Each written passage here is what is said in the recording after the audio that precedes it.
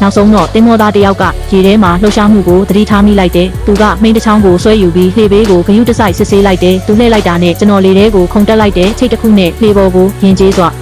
လွှဲလိုက်တယ်ကျွန်တော်ရဲ့ဆွဲဆောင်မှုအရှိဆုံးအမူအရာနဲ့သူ့ရှေ့မှာတိတ်ကျသွားတယ်ဒါပေမဲ့ကန်ကအရန်ဆိုးတယ်ချက်ချင်းပဲအပေါ်ကနေပြန်နေတဲ့နှစ်တကောင်နဲ့ဝင်တိုက်မိသွားတယ်ကျွန်တော်တို့နှစ်ယောက်ပင်လေထဲတန်းပြန်ကျသွားပေမဲ့လက်မလျှော့ဘူးငါးဖမ်းလေပေါ်တက်ပြီးတင်မောသားကိုဆွဲဆောင်ဖို့ကျွန်တော်ရဲ့ခန္ဓာကိုယ်ကိုပြလိုက်တယ်သူကျမထောင်ချောက်ထဲကျသွားတော့မယ်ဆိုတာကျွန်တော်သိလိုက်တယ်ကျွန်တော်သူ့ကိုလျှက်စစ်နဲ့ရှော့တိုက်ဖို့လုပ်နေတော့မှာပဲအေယာမရေတက်သားတယောက်ကရုတ်တရက်ပြ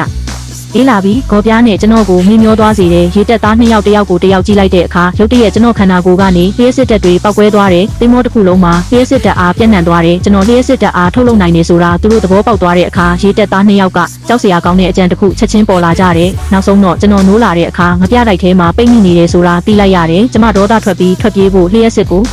ထုတ်လွှတ်တိုင်းသူတို့ကကျွန်တော်ရဲ့စွမ်းအားကိုအသုံးပြုနိုင်တဲ့စွမ်းရည်အဖြစ်ပြောင်းလဲပေးကြတယ်အဲ့ဒီနေ့ကစပြီးရေတက်သားနှစ်ယောက်ကကျမထုတ်လုပ်တဲ့လျှက်စစ်တက်အားကနေရတဲ့ငွေကိုဘာတစ်ခုဖွင့်ဖို့အသုံးပြုခဲ့ကြတယ်အဲ့ဒီအချိန်မှာပဲရေတက်သားနှစ်ယောက်ကလိန်တူချစ်သူတွေဆိုတာကျွန်တော်သဘောပေါက်သွားတယ်